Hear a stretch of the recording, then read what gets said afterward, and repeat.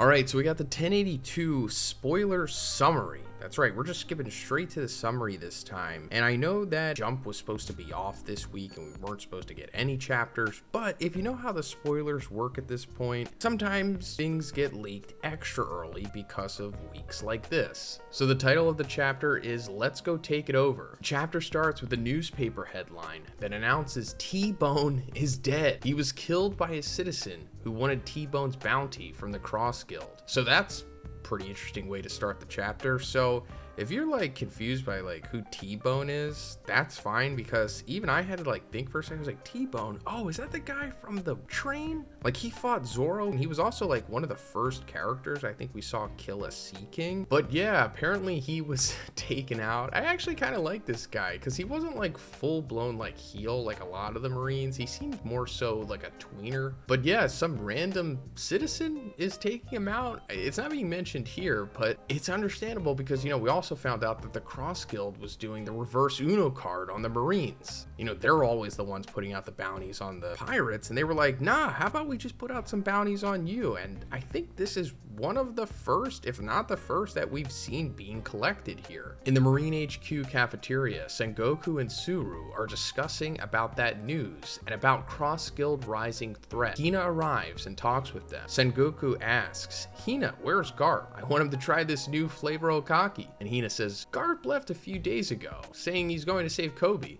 It seems Sword and Kujaku are with him too. And so Goku or Suru are like, what? So they're, you know, surprised by this because first of all, Kujaku, we found out, was the granddaughter of Suru, and Sengoku is Sengoku. And it's just surprising that they didn't know about this. I mean, I guess it makes sense because Garp kind of just left without telling anybody except the people that he took. But now that Sengoku and Suru know about this, I'm sure that's going to lead to another chain of events that causes, I don't know, the entire Navy to start going after the pirate island, possibly. Not the entire, but maybe Sengoku and Suru will be somewhat level-headed about this, but probably not. Cut to Cross Guild base in Karibari Island. We can see that Buggy is sending money to the family of the man that killed T-Bone. We can't see how many stars had T-Bone's bounty. That guy will join the Cross Guild, and Buggy will protect him from the Marines. We can see that the Cross Guild ship is built. It has Buggy's head as a figure and clown theme. The ship has no name yet. Crocodile and Mihawk see it again and beat up Buggy again. Buggy's crewmates don't help him. Crocodile and Mihawk say, why do we have to ride on this ship? And Crocodile wants to use the Cross Guild to complete again his Utopia Nation plan. He's planning to build Utopia as a military nation that won't be threatened by any force.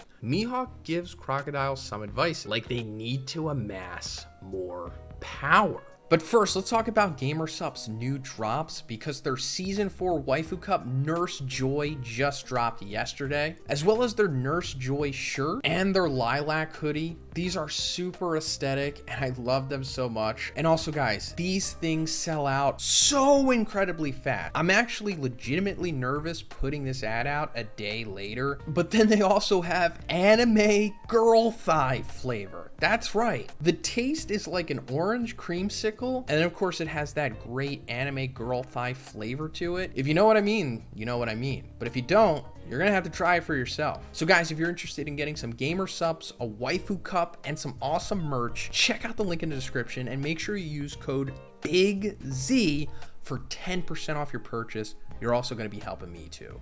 Thanks guys. That is very apropos to a discussion that I just had with Sai and Parvision, which will be out on the channel later this week. We talked about who the Cross Guild's full roster is going to be. I mean, yeah, we kind of assume that this isn't like the full team or the full crew yet. And so far we know that it is Buggy, Mihawk, and Crocodile, and then their affiliates, well, not so much Mihawks. But we speculated that there was going to be at least 2 more big named pirates to join this crew, and it was possibly already foreshadowed to us. So please subscribe if you have not already, guys. Check out that collab. I always do collabs with Sai and Parvision, and I also always cover the spoilers and the spoiler summaries as soon as they were released. So if you just needed a reminder to subscribe, here you go. Thanks, guys. Buggy is against Crocodile's plan. He says that's not what real pirates do.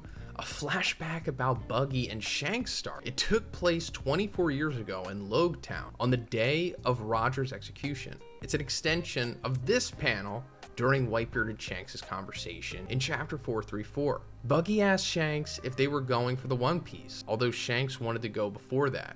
He changed his mind and he decided not to go to Laugh-Tale in that moment. And Shanks says, "But don't worry, I'll keep being a pirate. Come with me, Buggy." And Buggy's like, "I'm not going to work under you, you idiot." Buggy was angry since he secretly hoped Shanks would take after Roger and become the next Pirate King. Buggy already abandoned his ambition since he knew he's no match for Shanks. He says, "I won't forgive you for losing my treasure map."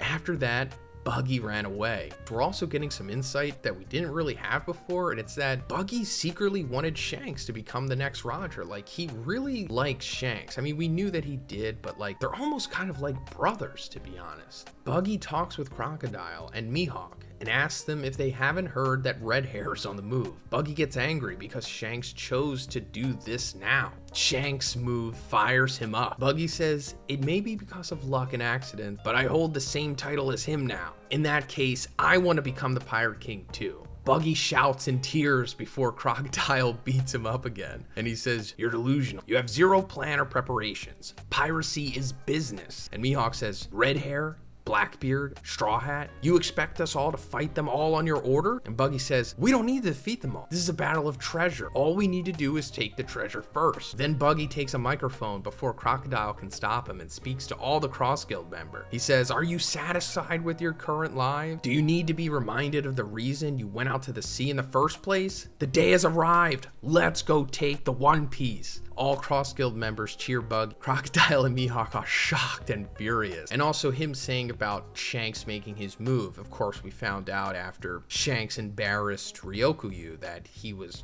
making his move to go after the One Piece, of course. And I also like Buggy saying that I have the same title as him now, which is true. They are both Yonko. And I'm not going to say Buggy is going to find the One Piece first, because Oda pretty much said that after the One Piece is found, the series is over. So it seems like that's exclusively reserved for Luffy. Although, if Oda was more adventurous, I'd say, I think it would be kind of a good twist that like Buggy is the first to discover Laugh-Tale or something like that, but Luffy is the one who claims the One Piece, if that makes sense. Cut to Kamabaka Queendom. We see that the 4 army commanders of the Revolutionary Army are excited because someone arrived. Sabo returns safely. It's revealed that Sabo was actually not in Lelouch Kingdom when Imu destroyed the island. Sabo was on the ship taking some Lelouch citizens who wants to join the Revolutionary Army. Moto was on the ship too. Sabo enters the meeting room with Dragon and Ivanka, and he says, "I'm going to tell you the entire truth about what happened at Marijois." So this is maybe a little surprise to some people. So let me just quickly